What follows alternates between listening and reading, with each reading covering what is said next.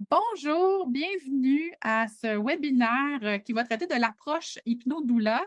Je suis très contente d'avoir ce moment-là pour vous parler de cette approche-là. Vous le savez, c'est mon bébé, c'est quelque chose que je bichonne depuis des années, mais ça a commencé il y a très longtemps, puis je vais avoir l'occasion de vous raconter un petit peu ce parcours-là.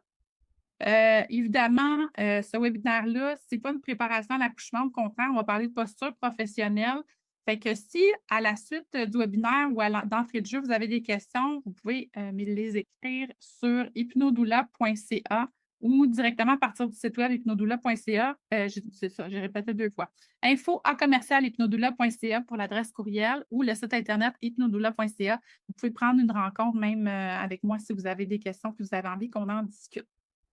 Alors, aujourd'hui, mon intention, c'est de vous parler d'amour, c'est de vous parler de passion, c'est de vous partager ce sur quoi je travaille depuis des années, mais surtout de vous montrer l'impact que tout ça peut avoir. Pourquoi qu'on s'investirait dans ce genre de pratique-là? Pourquoi je me suis investie dans ce genre de pratique-là?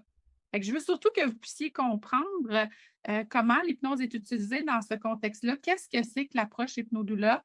Comprendre qu'est-ce que ça peut changer, pourquoi qu'on choisirait d'en faire un métier, pourquoi j'ai choisi d'en faire un métier dans le fond. Alors on y va! L'accompagnement à la naissance évolue, vous le savez, hein, vous pratiquez toute la gang, puis ben, peut-être certaines depuis plus longtemps que d'autres. Ça va faire, je comptais en préparant le webinaire, ça va faire 17 ans cette année que je suis en périnatalité. Fait que bien fière. Ben, j'ai passé le 15 sans m'en rendre compte, puis il y a une chose que je peux, dire, avec beaucoup d'aplomb, c'est que la réalité d'aujourd'hui est vraiment différente de celle de quand j'ai commencé, pour plein de raisons. Internet, déjà, c'était pas ce que c'était. Les réseaux sociaux n'étaient pas du tout ce qu'ils étaient. On a, les futurs parents arrivent aujourd'hui tellement surinformés, je vais te dire. Tu sais, on a accès en quelques clics à tellement de stock. On est les parents les plus informés de toute l'histoire de l'humanité, mais on est aussi souvent les plus anxieux. Peut-être que c'est le fait d'avoir une surabondance d'informations ou le fait qu'on est un petit peu l'infobésité, j'adore ce terme-là, Martine. Oh my God, je vais le noter quelque part, ça, l'infobésité. C'est vrai on est en surconsommation. Là, avec l'intelligence artificielle, c'est comme puissance 1000, là. C'est infini, on peut se perdre complètement. Autre facteur aussi, qui a beaucoup évolué, c'est que les partenaires veulent s'impliquer davantage, mais ils ne veulent pas juste s'impliquer. Ça, c'était dans mon temps, ils voulaient s'impliquer. Là, ils réquisitionnent vraiment leur espace, ils sont en train de le définir. Fait que ça fait une différence aussi parce qu'on est vraiment dans un projet de coparentalité qui va amener des décisions différentes, des postures différentes. On n'est pas sans cacher, on en parlait déjà il y a 17 ans. En fait, il y a 20 ans, j'étais déjà dans le réseau de la santé. Le système médical est sous pression. On disait ça v'là 20 ans. Fait qu'aujourd'hui, il implose carrément. Ça amène, son lot de défis aussi. Puis, les gens qui interviennent dans ces milieux-là s'entendent pour dire que la simple présence souvent ne suffit plus parce qu'on a des parents qui sont, heu, très préparés, je vais mettre ça en gros guillemets, qui sont très informés, mais s'informer, ça ne veut pas dire être préparé. Il y a vraiment une nuance entre les 2, entre savoir puis maîtriser ses connaissances. Fait que, tout intervenant confondu sont d'accord pour dire que les parents sont pas bien préparés, puis que la présence ne suffit plus parce qu'on va devoir désamorcer des choses, on va devoir ça va dépendre quel rôle tu as à jouer, puis dans quel moment du parcours périnatal tu arrives finalement dans le processus. Fait que ce soir, je ne vais pas vous apprendre l'hypnose, mais je vais vous parler de responsabilité professionnelle parce que l'hypnose à la naissance, c'est pas juste un outil, c'est un amplificateur. Ça va amplifier la présence, ça va amplifier la sécurité, ça peut aussi amplifier les maladresses, les malentendus, les insécurités. Fait que le jour où j'ai commencé à l'utiliser en accompagnement, j'ai compris que je ne pouvais plus accompagner comme avant. Pas que j'étais insuffisante, mais parce que là, je voyais tout à coup tout ce qui était possible avec cet élément-là. Puis quand on voit les possibilités, ben, on ne peut plus revenir en arrière, on ne peut plus faire comme si on ne les avait pas vues. Fait que rester au même niveau, c'est un choix, mais qui n'est pas neutre. C'est pour ça que je parle ici de posture professionnelle. Fait que s'il y a quelque chose en vous, dans votre pratique, qui est prêt à évoluer, bien, on va évidemment en parler sérieusement ce soir. J'aimerais ça vous parler de mon premier contact avec l'hypnose. J'aimerais ça surtout vous raconter une belle histoire, fantastique, inspirante, de grandes révélations merveilleuses. Et c'est pas tout ça qui est arrivé. C'était pendant ma première grossesse. J'étais une future maman qui travaillait dans le réseau de la santé. J'étais pas doula, je connaissais pas ça du tout. J'étais une personne engagée, studieuse, curieuse et anxieuse, très anxieuse, que je cachais vraiment comme un canard là, qui a les petites pattes dans l'eau qui se font agiter, mais au-dessus, là, ça flotte, là, personne ne voit rien, personne ne se rend compte de rien, mais à l'intérieur de moi, là, c'est le chaos. Puis, ben, à un moment donné, ma doula m'a dit: «Écoute, tu sais, tu me parles, des choses qui te préoccupent». Elle est très délicate dans sa façon de s'adresser à moi. Fait qu'elle me dit tout bonnement: «As-tu pensé utiliser l'hypnose pour la naissance? Je suis certaine que ça te ferait du bien». Et moi, j'ai répondu du tac au tac: «Non, moi, je crois pas à ça, ces affaires-là». C'était ça mon premier contact avec l'hypnose pour la naissance. J'avais zéro ouverture. Comme quoi, on chemine beaucoup dans la vie. Been there, done that. On est là en train de faire un webinaire sur une approche que j'ai moi-même développée. Fait que, yeah! On se donne le droit d'exister pleinement à chaque instant, dans chaque saison de sa vie. Aujourd'hui, ça me fait rire, mais à ce moment-là, ma réponse était vraiment très, très sérieuse. Ce que je ne comprenais pas à ce moment-là, c'est que mon système nerveux était en hypervigilance. En fait, l'hypervigilance, c'était un mode de vie. Puis quand on est dans cet état-là, la pire chose qu'on peut ressentir, c'est l'impression qu'on va perdre le contrôle. Puis moi, c'était ça ma connaissance, ma compréhension de l'hypnose, c'était que je devais me laisser aller, puis m'abandonner, puis perdre le contrôle.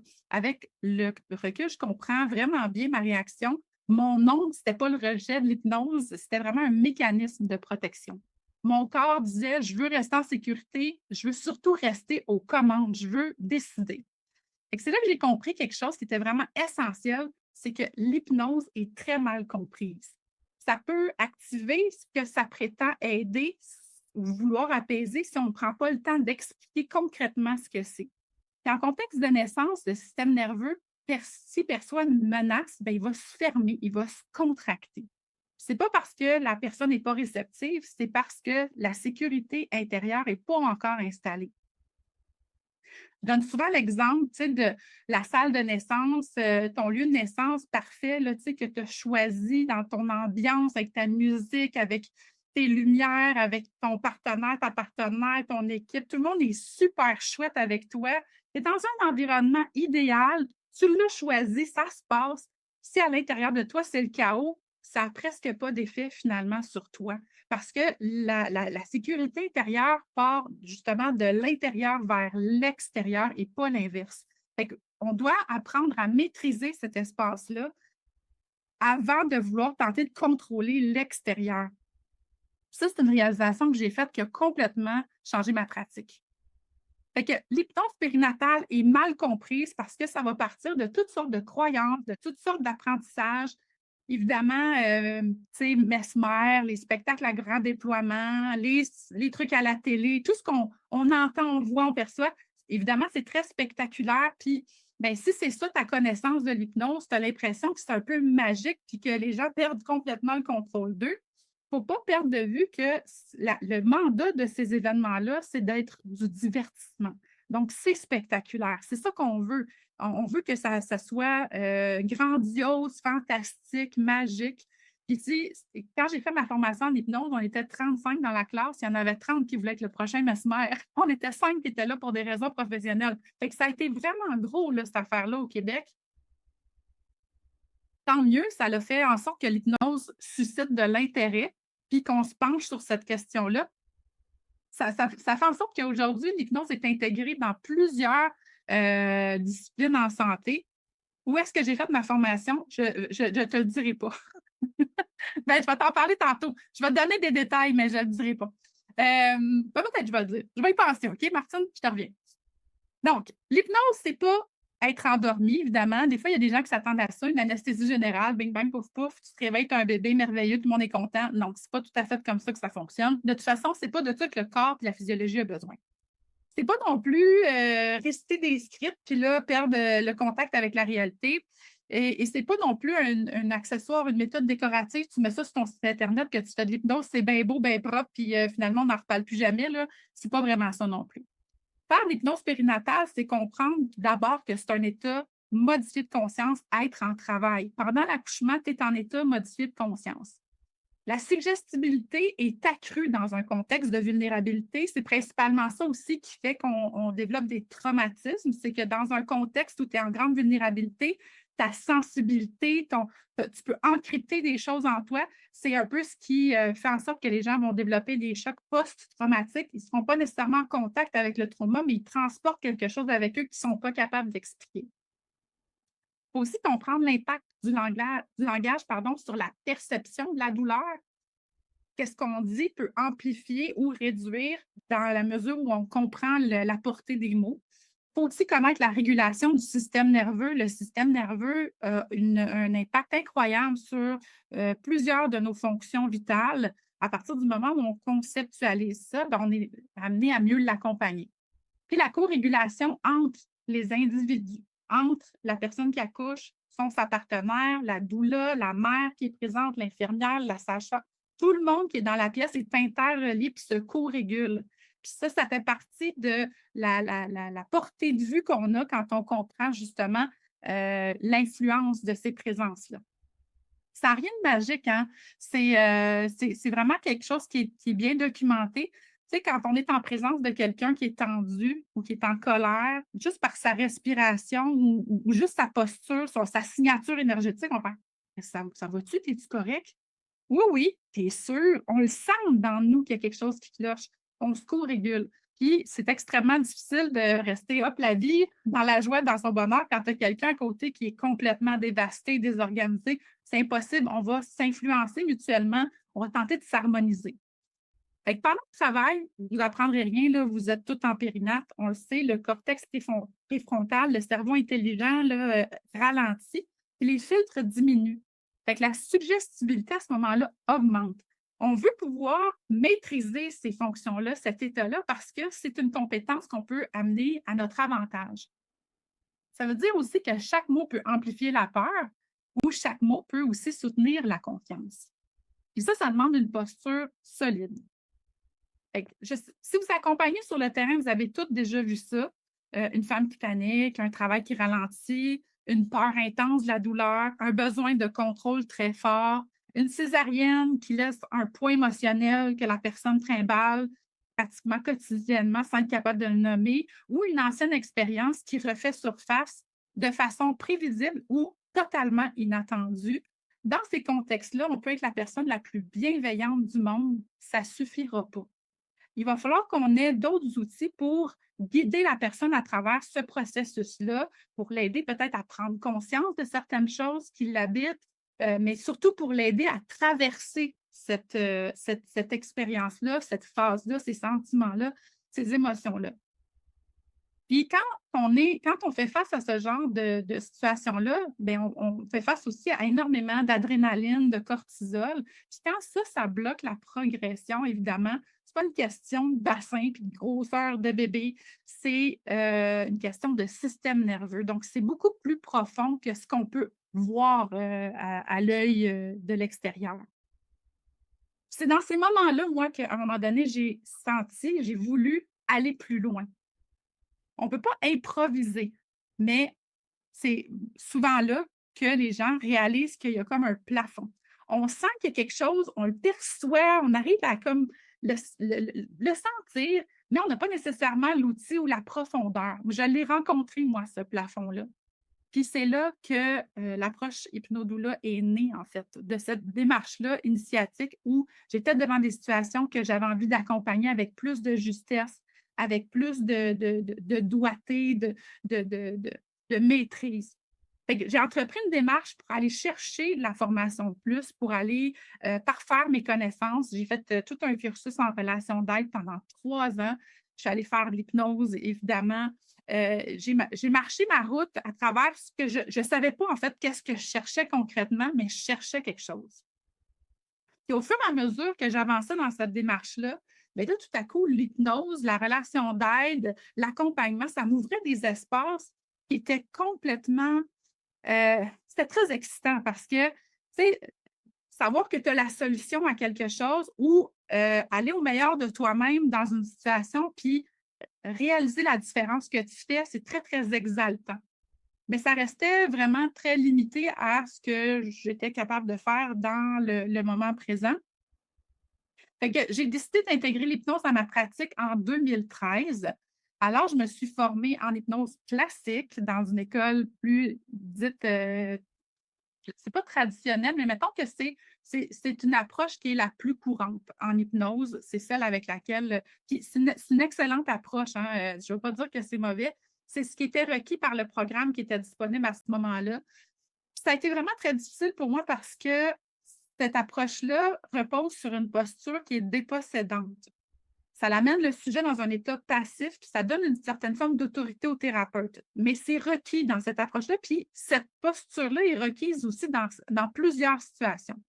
Par exemple, quand un thérapeute fait une régression avec quelqu'un, ben, il faut que le thérapeute ait une posture d'autorité, que la personne qui est traitée soit plus passive parce qu'il y a une démarche à faire conjointe. Mais ça, là, c'est dans un cadre régi, professionnel, psychologique. On n'est pas du tout, on ne touche pas à ça. Fait que c'est pour ça que je ne dis pas que c'est mauvais parce que dans plein de contextes, c'est requis. Mais dans ce qui nous intéresse, c'est contre-intuitif, c'est contre-productif. Parce que la naissance n'a pas besoin qu'on prenne le contrôle, elle a besoin qu'on renforce l'autorité intérieure de la personne. Quand une personne donne naissance, il y a une partie qu'il n'y a qu'elle qui peut faire, là, malgré tout notre bon vouloir. Fait que notre job, c'est pas de prendre autorité puis de dire, mais moi, te guider, moi, puis moi, te montrer comment ça marche. C'est au contraire de faire en sorte que la personne puisse maîtriser son état intérieur, son autorité intérieure. Puis c'est ça qui va venir amplifier puis soutenir la confiance puis l'assurance de cette personne-là. Fait que quand l'hypnose est utilisée dans une posture qui est trop directive, les résultats deviennent ambigus, limités et même absents dans notre contexte, OK? C'est pour ça que je suis toujours prudente quand je parle de ça parce qu'il y a plusieurs approches en hypnose et elles ne s'équivalent pas toutes. Il y a des gens qui font de la préparation à la naissance en hypnose qui n'ont jamais mis les pieds d'une salle d'accouchement. Pour moi, c'est un non-sens parce que ça reste des connaissances super théoriques. Fait que oui, en hypnose, tu maîtrises ton champ d'expertise en hypnose, mais tu ne maîtrises pas ton champ d'expertise en naissance, périnatalité, puis contexte particulier. Puis on n'a pas du tout les mêmes résultats. Ce contexte particulier-là, c'est ce qui va amener que certaines personnes qui vont dire: «Moi, je ne suis pas hypnotisable». On entend ça souvent: «Moi, je ne pense pas que ça va marcher. Je ne pense pas que je suis hypnotisable». Si vous saviez combien de fois que j'ai entendu ça, ben, en 13 ans, j'ai rencontré personne qui n'était pas hypnotisable et je pratique beaucoup. Parce que tous les humains vont en hypnose tous les jours. L'hypnose, c'est pas quelque chose qu'on implémente. Comme j'ai dit plus tôt, c'est un état modifié de conscience. On s'endort, on est réveillé, on est dans des états différents de conscience, on fait ça tous les jours. Fait que nos autres états modifiés de conscience aussi, on les touche un peu tous les jours. La transe, c'est simplement un autre état entre l'éveil et le sommeil. Fait que c'est pas une perte de contrôle, c'est un changement d'état, tout simplement. Je vous ai dit, quand on lit, quand on écoute la télé, quand on tombe dans la lune, on tombe dans cette espèce d'espace-là qui est l'espace de transe où il y a une perte de contact avec la réalité ou avec la temporalité. Tu peux parler à quelqu'un qui écoute la télé, c'est à distance audible, tu parles, puis la personne fait: «Ah, excuse-moi, tu m'as-tu parlé?» Parce qu'elle est absorbée par ce qui se passe à la télévision. C'est intéressant la télévision parce qu'il n'y a pas plus belle manifestation de la suggestion. Quand on est devant la télévision, quand on est devant un bon film, on sait que ce qu'on regarde est faux. Les gens, c'est des acteurs qui font semblant, c'est arrangé avec le gars des vues, il y a des effets spéciaux. Bref, on sait intellectuellement que tout ça est mis en œuvre pour nous tromper. Par contre, on est là assis à regarder ça, quelque chose qu'on sait qui est faux. mais à réagir pour vrai, à vivre des vraies émotions, à pleurer pour vrai, à s'inspirer pour vrai, sembler même devant un bon trailer, là, oh mon Dieu, le tueur est dans la maison, puis on est tout à l'envers, puis oh mon Dieu, il est mort, puis on pleure. On vit quelque chose de réel à quelque chose qu'on sait qu'il faut. Et c'est ça le pouvoir de la suggestion. Et c'est ça le pouvoir de cet état-là. Notre cerveau ne fait pas la différence entre le vrai et le faux.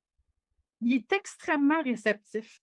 Fait que quand on comprend cette mécanique-là, on peut en tirer profit dans un contexte ciblé, donné, choisi, donc la naissance. Mais ça pourrait être vaincre sa peur de l'avion, ça pourrait être arrêter de fumer, ça pourrait être, comme je te dis, tu peux appliquer l'hypnose dans toutes sortes de contextes. Évidemment, celui qui nous intéresse, c'est celui de la naissance. Fait que quand on travaille avec l'hypnose, on ne travaille plus juste avec ce que la personne nous raconte. On travaille avec ce que son corps, son système nerveux puis son inconscient nous révèlent. La relation est tellement plus profonde. La personne aussi est plus ouverte. Elle est plus vulnérable volontairement. Évidemment, tu sais, quand on fait des séances avec quelqu'un, ça implique un espace de vulnérabilité, mais ça veut dire aussi qu'on crée un espace de confiance, un espace où j'accepte d'être vulnérable dans une situation donnée avec une personne choisie. Tranquillement, on met des pas en dehors de notre zone de confort par rapport à ça. C'est aussi dans cet état-là que la personne est plus perméable. Et là, la praticienne devient un point d'ancrage. Et c'est pour ça que je dis que l'hypnose amplifie tout. Ta présence comme les maladresses. Ce n'est pas juste une technique qu'on ajoute, on transforme la nature même de la relation d'accompagnement dans ce contexte-là.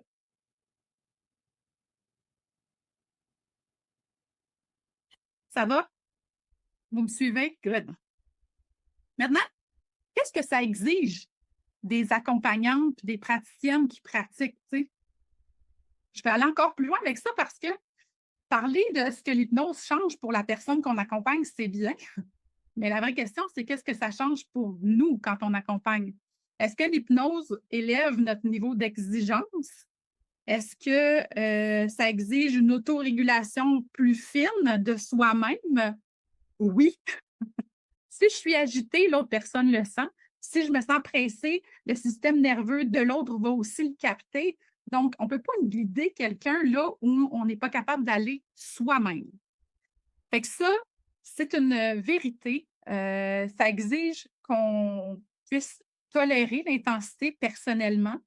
L'intensité, la vulnérabilité, le contexte particulier de ces choses-là. Puis c'est pour ça que, pour moi, former des gens qui accompagnent la naissance à donner cette matière-là, c'est une évidence. Parce que vous évoluez déjà dans des contextes où on fait face à l'intensité, à la vulnérabilité, à l'insécurité des gens. On fait juste développer nos compétences à accompagner ces espaces-là, puis à bonifier finalement cette posture-là. Vous ne serez pas surprise d'apprendre que l'hypnose peut faire émerger des choses profondes, hein, puis on doit rester là, dans cet espace-là, sans vouloir réparer, sans vouloir calmer trop vite non plus. Fait que c'est tenir l'inconfort, c'est tenir, l'espace vulnérable, sans prendre le plancher. Fait que c'est une posture qui est vraiment particulière, puis c'est pour ça que ça demande une autorégulation plus fine, justement, une meilleure connaissance de soi. Ça exige de ne pas prendre la place. Puis l'état modifié de conscience de la personne qu'on accompagne étant plus ouverte, bien, c'est là que la tentation pourrait apparaître de vouloir diriger l'autre. Puis c'est pas ça que la posture requiert.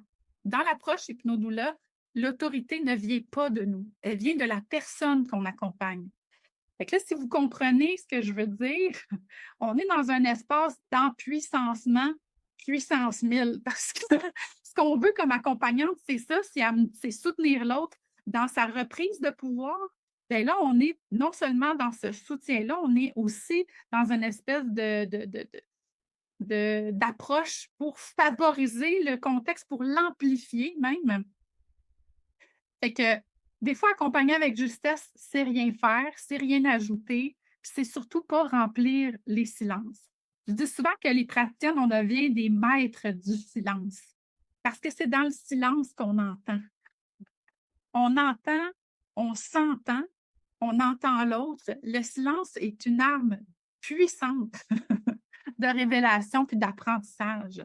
Parce que si on n'exige pas de se connaître, bien, dans le silence, on va projeter. Puis c'est ce qui vient complètement nuire finalement dans un contexte de relation d'aide, c'est de partir de notre île puis se dire que le monde n'est qu'une vision de notre île. Alors qu'accompagner, c'est aller là sur l'île de l'autre pour voir le monde de son point de vue. Fait que là aussi, c'est quelque chose qu'on va travailler vraiment de fond en comble à travers la formation pour devenir vraiment maître de ça. C'est pour ça que cette approche-là commence par la posture. Parce que l'hypnose peut évidemment amplifier les projections autant qu'elle peut amplifier la présence. Donc, ta posture, c'est ton outil principal. C'est cette lecture-là qui va faire en sorte que la relation à l'autre va être sensible, va être intelligente, va être adéquate, va être équilibrée. Former des praticiennes en hypnose périnatale surtout va exiger une conscience aiguë de l'impact du langage.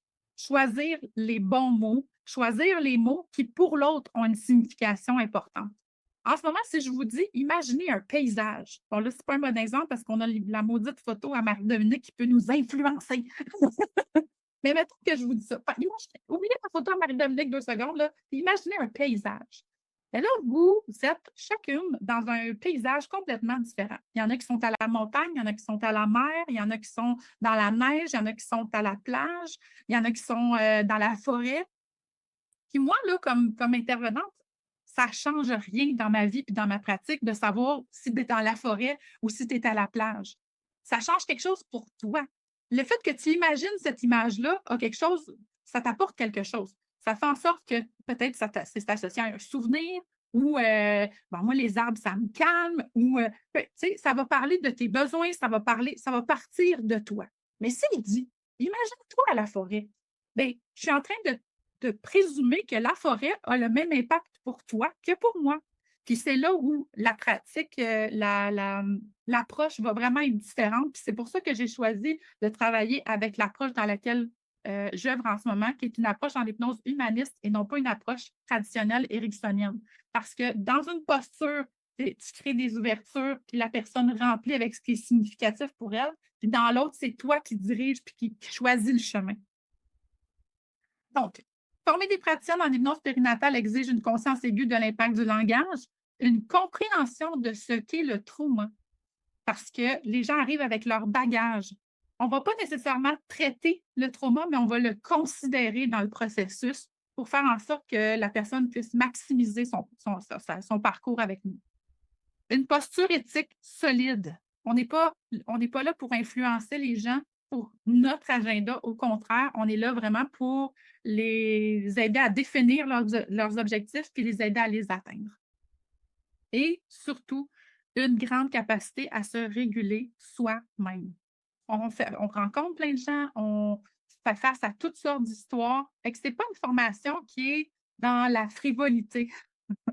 C'est une formation qui est plus comme un engagement envers soi-même, de marcher le chemin pour après ça, accompagner les autres à travers ce processus-là. Alors, depuis 2019, l'approche hypno-doula se limite pas juste à une formation, évidemment, elle s'est structurée autour d'un programme central qui est Hypno-Mama. Au départ, il y avait Hypno-doula, c'était ça le programme, c'était pour la naissance, puis c'était ça mon cadeau au monde. Puis avec les années, ça s'est déployé, cette approche-là qui associe la posture, la relation d'aide, l'hypnose, l'empowerment, ben, a été appelée à œuvrer dans d'autres contextes. Fait que la maladie grave, la gestion du stress et l'anxiété, le sommeil chez les enfants, puis il y a d'autres choses aussi qui s'en viennent. Fait que Hypnodoula, cette approche-là se déploie, puis là, c'est vraiment Hypno-Maman qui est le programme central, qui est le premier programme que j'ai créé en 2019. Fait que, ce qui est intéressant à savoir, c'est que les praticiennes ne partent pas de zéro avec chaque cliente parce qu'elles ont un environnement, un écosystème qui les soutiennent. Donc, oui, on offre la préparation Hypno-Mama. Oui, on personnalise l'approche selon chaque réalité et c'est pour ça que les praticiennes sont si importantes et si fondamentales dans le déploiement de cette approche-là. C'est pour ça que moi, j'ai lancé Hypnodoula, puis jour 1, je formais des collègues à faire la même chose que moi. J'ai toujours, toujours, toujours, toujours mis ça de l'avant parce que premièrement, moi, c'est super intéressant, mais j'ai une limite, j'ai 24 heures comme tout le monde dans une journée. Puis quand tu découvres quelque chose qui est excellent, on a tout envie de le partager. Fait que ça a fait partie de mon leitmotiv dès le jour 1. L'approche, les praticiennes s'appuient aussi sur un cadre qui est éprouvé. Il y a des milliers de personnes qui ont travaillé avec cette approche-là au fil des années. Fait qu'on a vraiment un retour, puis une bonification qui se fait, constamment. C'est autant dans l'élargissement de la proposition Hypnomaman que dans les sous-couches puis les, contextes particuliers. On utilise un écosystème qui est structuré, c'est-à-dire que vous êtes soutenu, d'un point de vue technologique, d'un point de vue, tu sais, autant vous que votre clientèle, vous êtes, soutenus puis, accompagnés, à chacune des étapes. Puis, c'est une communauté qui est active. On est, quelques dizaines maintenant de praticiennes, qui sont, formées, depuis les années. Fait on est actifs, c'est pas nécessairement dans le but de faire, du recrutement. On est plutôt actifs dans le but de se soutenir, de s'améliorer, de bonifier la proposition. Puis tu sais, il y a rien de figé dans le temps. Fait que les besoins quand je dis que les besoins des gens que tu accompagnais il y a 15-17 ans ont changé, bien, ça va être encore différent dans 5, dans 10, dans 15 ans. Fait que de rester toujours dans cette posture-là, d'apprentissage, bien, le fait de le faire en groupe, ça amplifie les possibilités, puis les résultats. Fait que, l'objectif des praticiennes, évidemment, pour moi, c'est que vous puissiez proposer une expérience qui est complète dans l'accompagnement que vous offrez déjà, de faire en sorte que ce soit dans une grande cohérence. L'objectif, ça peut être de transformer une réalité professionnelle, sinon de l'amplifier. Je veux que ça puisse avoir un impact positif sur votre rémunération sans que ce soit une tension ou un conflit. Je veux que votre posture intérieure puisse, se déployer, que vous puissiez profiter des bienfaits que vous voulez offrir aux gens. Puis je veux que la structure extérieure soit tout autant essentielle puis, agréable pour, vous autres. Alors la formation, hem, le parcours en fait Hypnodoula est structuré en 2 étapes. La première, c'est la formation en relation d'aide. J'en ai parlé déjà quelques fois, je l'ai mentionné. Pour moi, sans ma formation en relation d'aide, on n'est pas ici en train de jaser. Cette première étape-là t'amène à aller à la rencontre de toi-même, puis à comprendre les rouages relationnels qu'on a les uns avec les autres. On est toutes, tout le monde, on a des compétences, des qualités, beaucoup, beaucoup de qualités, des grandes, grandes qualités, puis on n'a pas de défauts. Personne a des défauts. Moi, je ne crois pas à ça, les défauts, ça n'existe pas. On a des qualités mal utilisées, par contre, parce qu'on n'est pas suffisamment consciente de soi, parce qu'on ne se connaît pas bien ou parce qu'on ne connaît pas nos espaces de vulnérabilité, qui fait que parfois nos qualités deviennent un peu nos mécanismes de protection. Fait que, on apprend à se rencontrer, on apprend à se connaître, puis quand on se connaît mieux, on peut mieux comprendre et connaître les autres aussi. Fait que la première étape, c'est la relation d'aide. On travaille sa posture, on travaille ses dynamiques relationnelles, on travaille ses limites, on travaille aussi, très important, la prévention de l'épuisement. Les métiers du care sont les métiers avec le plus haut taux d'épuisement professionnel, burn-out, dépression, parce que c'est exigeant. Puis si on n'a pas les bons outils pour s'accompagner là-dedans, pour se préserver, ben, on est à risque, finalement. Puis j'aimerais ça qu'on enseigne ça, moi, dans les soins infirmiers, dans la psychoéducation, tu sais, dans les milieux scolaires, dans les milieux du care en général. Parce que ce que je veux pas, c'est que vous basculiez dans la fatigue de compassion. Puis on est vraiment à risque, dans le rôle qu'on a à jouer. Alors, avant de guider quelqu'un dans un état modifié de conscience, il faut être solide dans sa propre présence. Si vous avez compris ce que je viens de vous expliquer, c'est ça l'objectif ultime de cette formation-là, de cette première étape-là qui est la relation d'aide. Ensuite, on va vers la formation praticienne. C'est 2 modules qui sont traversés en 5 étapes. La première, c'est de sécuriser, installer la sécurité relationnelle entre soi puis les personnes qu'on accompagne. Sécurité relationnelle et sécurité nerveuse aussi. J'ai envie de dire que le système nerveux, c'est pas juste intellectuellement que je me sens en sécurité, c'est aussi dans mon système nerveux. Parce que je peux être à l'aise avec la personne avec qui je suis, mais pas nécessairement être capable de me relâcher puis m'abandonner.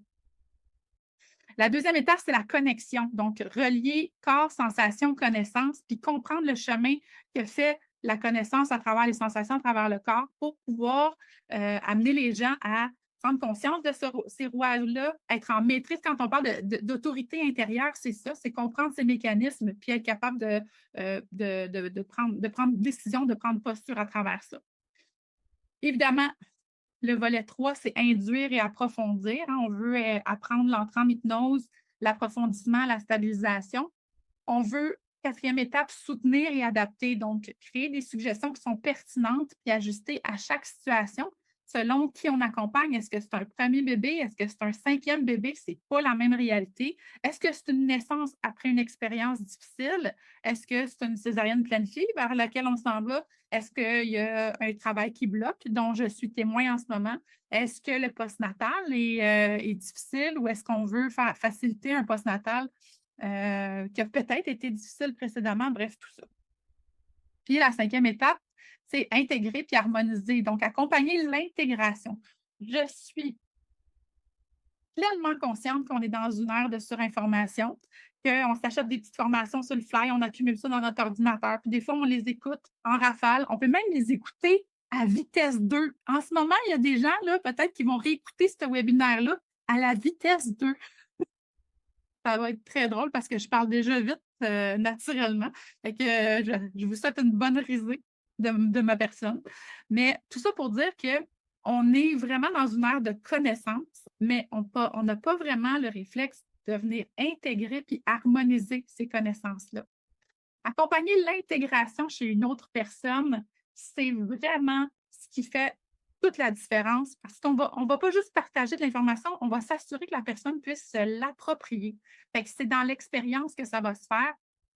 Je pense que c'est, tu sais, à travers tout ce que je vous dis, c'est un de mes éléments préférés parce que c'est ce qui rend cette formation-là si unique, c'est qu'elle va venir s'aligner avec ce que vous allez offrir comme préparation prénatale. Vous êtes déjà très bien formé, vous maîtrisez déjà votre champ de travail, vos sujets, mais là, de faire en sorte que la personne, vous ayez des outils pour qu'elle puisse intégrer ce que vous lui partagez, qu'elle puisse se l'approprier, faire en sorte de devenir, tu sais, on parle d'autorité intérieure, là, de devenir sa doula intérieure, avoir cette liberté-là, cette assurance-là, c'est vraiment quelque chose qui est utile et qui est un réel game changer, si vous me permettez l'anglicisme, dans les espaces de naissance. On ne travaille pas l'hypnose de façon isolée, on l'intègre dans le continuum de préparation. Alors, après ce parcours-là, tu vas être capable de guider une induction complète, adaptée à la naissance. Tu vas être capable d'accompagner un état modifié de conscience avec précision. Tu vas être capable d'ajuster ton langage consciemment, de soutenir un blocage sans te sentir agité ou pressé ou stressé de devoir régler la situation. Tu vas être capable d'accompagner quelqu'un qui s'en va vers une césarienne planifiée, mais avec profondeur, avec une sensibilité développée. Tu vas être capable d'intégrer un vécu postnatal, même quand ça ne s'est pas passé de façon idéale ou que ça s'est passé de façon difficile. Tu vas être capable d'intervenir avec intention plutôt qu'avec instinct. La nuance, elle est vraiment subtile, mais pour l'autre, c'est majeur. Puis tu ne travailleras plus seul parce qu'on est dans un modèle qui est structuré, on est une communauté. Puis ça, ben, veut pas, ça change la position à l'intérieur. Alors, le monde périnatal change, c'est avec ça que je vais ouvert tantôt. Les personnes qui accouchent veulent plus d'autonomie, plus de compréhension, plus de sécurité émotionnelle, moins d'improvisation. Les accompagnantes qui maîtrisent la psychologie, la physiologie et l'hypnose deviennent des références parce que c'est des points de repère qui combinent tous ces besoins-là. C'est pas parce qu'on parle plus fort, c'est parce qu'on est vraiment stable et que cette stabilité-là, ça se construit, ça se forme, ça se choisit, mais c'est vraiment ce qui décuple la confiance notre confiance, mais la confiance que les gens aussi ont en nos services. Je ne vous ai pas donné les dates tantôt des prochaines formations. Je vais vous les partager dans le chat parce que je veux que ce webinaire-là soit intemporel. Fait que je vais vous les partager tantôt. Relations d'aide et les formations praticiennes. Donc, c'est une entrée dans un modèle qui est structuré, qui est exigeant, oui, qui est ambitieux, probablement. Mais si tu ressens que ta pratique est prête à évoluer, que toi, tu es prête à évoluer personnellement dans ta pratique, bien là, c'est la prochaine étape, c'est ça, c'est de faire un pas dans cet univers-là vers ton inscription, par enthousiasme, je l'espère, mais surtout par intégrité envers toi-même puis envers tes aspirations. Voilà ce que j'avais à vous partager aujourd'hui. J'espère que ça vous éclaire. J'espère que ça vous donne envie d'entrer dans cet univers-là.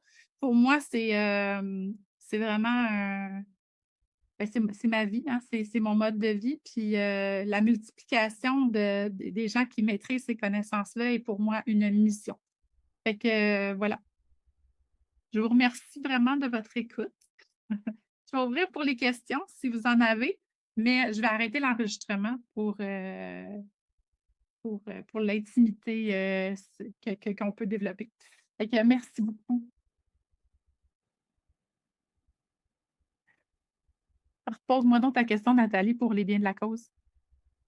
Ben, moi, la question que j'ai, c'est que je voulais savoir, je commence en périnatalité, puis je voulais savoir, est-ce que c'est trop rapide d'aller prendre une formation d'hypnobula par-dessus les formations que je suis en train de faire aussi, même si j'en ressens le goût, l'intérêt. Mhm. Ben, là, au niveau de ta charge de travail, ça, il y a juste toi qui le sais. Mais moi, j'aurais voulu faire ça dès le départ parce que c'est comme si, quand j'ai commencé à pratiquer, tu sais, tu commences, puis là, ben, tu te construis en même temps que tu apprends, puis que tu commences à pratiquer. Mais moi, j'aurais voulu me construire avec ces fondamentaux-là dès le départ. Parce qu'il est arrivé un moment où, puis c'est ce qui a poussé, dans le fond, tu sais, j'ai commencé à faire des cours en 2013, mais la formation en relation d'aide, ce qui a changé vraiment ma pratique, là, c'est arrivé en 2017. Puis entre les deux, j'ai flirté avec la fatigue de compassion, j'ai flirté avec l'épuisement professionnel. Tu sais, c'est chargé ce qu'on vit comme accompagnante, ce dont on est témoin aussi. Puis j'aurais voulu mieux m'accompagner là-dedans, mieux prendre soin de moi, puis installer aussi mon rapport à l'autre de façon plus saine pour moi et pour l'autre. Fait que pour moi, c'est pas un enjeu que tu commences, mais là, après ça, dans la réalité de ta charge de travail, de tes exigences de formation, là, c'est toi qui le sais après ça de ton côté à ce niveau-là. Mais sinon, moi, j'aurais commencé avec ça. Bah, donc, si je comprends bien ta réponse, ça nous aide à nous outiller pour s'auto-protéger nous-mêmes. Oui, vraiment. Fait que tant qu'à te construire, parce que c'est ça que tu es en train de faire, bien, de te construire avec ces outils-là, c'est un plus-value, à mon avis. Super, merci. Bienvenue. Martine, après ça, je vais prendre ta question, Claudiane, dans le chat. Bon, tu sais, moi, tu m'entends-tu? Oui, OK, tu sais, je suis madame question, fait que c'est ça, j'ai une question. Tu as parlé, c'est vrai. Je me rappelle. t'as parlé beaucoup de, tu sais, à quel point ça va modeler aussi notre façon de faire nos rencontres prénatales, puis aussi surtout notre présence. Est-ce que ça nous, puis ça me parle beaucoup, est-ce que ça nous amène aussi à pouvoir, tu sais, créer du matériel, tu sais, comme des coffrets ou des choses comme ça, dans le sens que, tu sais, moi, j'aimerais ça beaucoup créer des offres passives aussi à travers mon offre de service. Est-ce que tu penses que c'est une formation qui va nous outiller à faire ça aussi? Oui, oui puis non. En fait, ma réponse, la proposition Hypnodula arrive déjà avec son format Hypnomaman avec ses scripts. Par contre, les outils que tu vas apprendre peuvent t'amener à développer d'autres services passifs que tu as envie de développer, qui sont, je ne sais pas moi, de quel ordre, mais tu sais, tu pourrais cibler, par exemple, je sais pas, la VAC, tu sais, puis là, aller travailler avec ça. Oui, tu pourrais le faire éventuellement. OK, puis est-ce que, je veux juste être sûre de bien comprendre, est-ce qu'on est rattaché à Hypnodoula obligatoirement, dans le sens qu'on ne peut pas créer quelque chose de similaire? Vous pouvez Pour entrer. Quand vous pratiquez avec l'approche Hypnodoula, vous êtes rattaché à Hypnodoula. Fait que vous travaillez avec les scripts qui sont déjà définis, mais vous travaillez des suggestions qui sont personnalisées. Fait que c'est comme une espèce d'hybride entre partir de zéro puis travailler avec quelque chose de reproductif. Là, c'est pas ça. Vous devez personnaliser l'approche aux gens que vous accompagnez, mais vous êtes attaché. La formation, c'est l'approche hypnose. Ouais, Fait que je comprends. c'est ça. C'est vraiment rattaché à ça. Fait que ça, je le comprends sur le terrain. Fait que ça veut dire que si j'ai une cliente, par exemple, qui veut avoir un outil à faire à la maison toute seule, je suis dans l'obligation de référer à Oui, Hypnopia, c'est ça? OK, je comprends. oui, absolument. Parfait, merci. Bienvenue. Claudiane, si j'ai eu une formation de 2 jours en hypnose lors de ma formation de doula, est-ce pertinent quand même?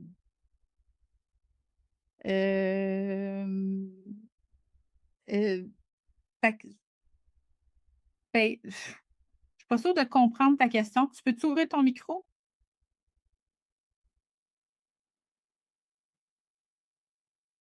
Allô?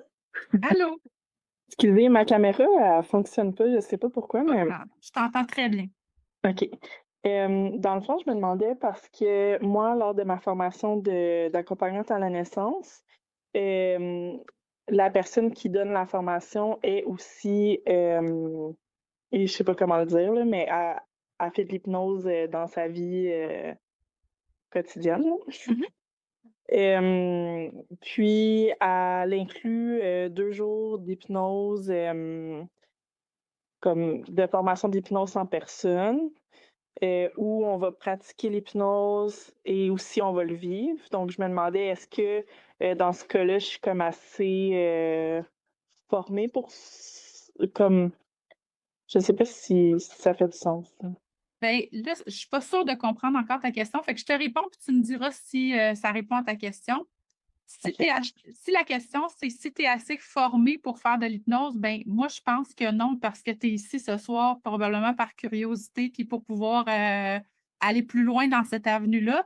Je pense que c'était très peut-être initiatique comme formation. Ça te permet d'explorer ça, de voir si c'est quelque chose qui te plaît. Mais pour moi, c'est sûr et certain que tu dois passer le processus de formation, relation d'aide avec les 2 week-ends de praticienne pour aller chercher ce que tu as besoin d'aller chercher pour pratiquer comme formatrice, comme praticienne hypnodoula. OK, merci. Avez-vous d'autres questions? Valérie, tu t'es lancée pour aller ouvrir ton micro? Oui. Je me demandais en fait, là, c'est. Ah, on arrête là. Ces genres de formations-là peuvent être, dans le fond, pris en compte par les associations professionnelles là, quand on fait nos heures en afro. Oui, ça fait partie des formations complémentaires à l'académie. Fait que vous avez une reconnaissance de 50 heures de formation avec les 6 jours de formation, plus le stage, plus le rapport, plus le travail qui est demandé. C'est- Parfait. Super. Merci. Bienvenue, Isabelle. Oui, en fait, là, je regardais le relation d'aide, le 13-14 mars. Tu sais, en fait, avec mon bagage, là, j'imagine que ça demanderait une analyse de dossier. Parce que je veux dire, Je ne fais pas de reconnaissance des acquis pour la relation d'aide parce que ce qui est transmis en relation d'aide, ce n'est pas la relation d'aide, c'est la relation d'aide périnatale dans l'approche hypnodoula. Fait que n'importe qui vient chercher des skills en relation d'aide va être servi, mais ce n'est pas parce que tu as déjà fait de la relation d'aide que moi, je peux la reconnaître parce qu'il y a quand même des outils qui sont vraiment fondamentaux dans l'approche après. Fait que tu dois passer par la relation d'aide quand même. OK. Puis là, le 13-14 mars, ça, c'est les prochaines dates, mais comme tu sais, moi, je pars en vacances dimanche dans la nuit. Je m'en souvenais pas, mais là, maintenant que tu en parles, oui, c'est vrai. Fait que non, je vais être au soleil, puis j'aurai pas le goût de me connecter. Pas connecté de la plage. Ben, écoute, Non. OK. Fait que Ça va aller à l'année prochaine. à l'année prochaine. À OK. moins qu'on ait, parce que là, on est presque plein pour la relation d'aide. Fait que ça se peut qu'on ouvre une liste d'attente puis qu'on doive la refaire plus tôt, mais à l'heure d'aujourd'hui, c'est pas au calendrier. OK. Bon, ben écoute, j'aurai les informations prises en attendant. Oui, C'est bon. absolument. Merci. Alexandra, as-tu des questions? Les autres, avez-vous des questions? Sarah? Je vais juste ajouter aussi que lorsque vous êtes praticienne, dans le fond, vous êtes avec Annick, dans le fond, sur Hypnodoula. Vous avez un espace dans le site Internet pour que vous puissiez faire la référence à vos clients. Donc, vous avez déjà un pas de visibilité de fait par rapport à ça aussi. Je pense que c'est une bonne chose aussi, là, parce que ça donne beaucoup de crédibilité et de notoriété quand les gens ils voient que c'est un mouvement qui est en train de se créer, comment c'est la vraie formation que vous avez faite. C'est vraiment justement là, de pouvoir, là, si les gens vous posent des questions, quoi que ce soit. Mais voilà. Je veux juste ajouter parce que je pense que c'est bien aussi de savoir qu'il y a un espace où on peut être annoncé en guillemets. Et référé, exactement, et référé tout dépendant où vous êtes au Québec aussi, dans la francophonie en bout de ligne, là. Ouais. Mais c'est ça exactement, parce que c'est par région aussi. Fait que voilà. Merci. Nathalie? La formation mon année doula, le cours de relation d'aide était compris. Mais je dois. OK, parfait. Je voulais juste être sûre si je devais me réinscrire. Non, puis même Hypnodoula aussi est inclus. Oui, Tu veux le faire dans ton 50 heures de complémentaire, tu peux le mettre, ouais. il est là. Parfait, merci. Bienvenue.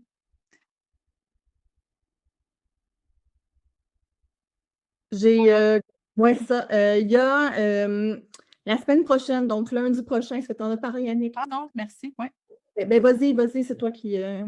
Ben, en fait, lundi prochain, si vous avez des questions, Clara va être en permanence sur Zoom pour y répondre. Fait que vous pouvez vous connecter directement. Mais dis-moi donc, Sarah, sont où les liens pour se connecter? Parfait. Donc, dans le fond, ce que vous allez recevoir, là, je vais vous envoyer comme c'est un mot difficile, récapitulatif, donc la rediffusion. Il y a le lien aussi pour la permanence de Clara. Et je vais aussi l'annoncer sur le Facebook de l'Académie avec le lien aussi. Fait que c'est un bon moyen là, d'aller poser vos questions, aussi les questions de dossiers étudiants, les versements, toute cette poutine administrative-là. Donc, Clara a une patience d'ange et peut répondre à vos questions avec Ouais. beaucoup de justesse. Voilà. Oui, puis la question dans le chat, bon, pour Marie-Dominique, tu as manqué un bout, mais on l'a enregistré, fait que on va te l'envoyer demain de toute façon, fait que tu pourras l'écouter. La question de Martine est super pertinente, puis je réalise que j'en ai pas parlé.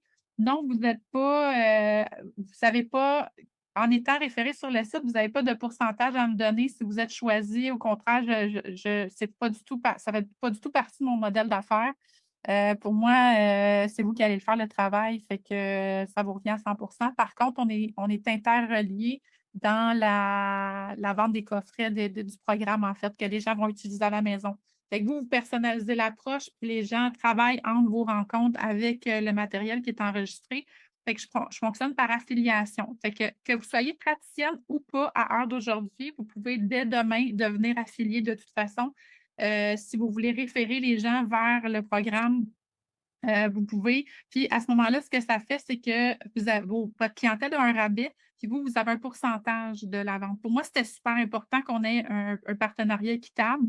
Fait que ça fait partie. Fait que non, je ne prends pas de pourcentage sur vos services que vous vendez puis que vous donnez avec tout votre cœur.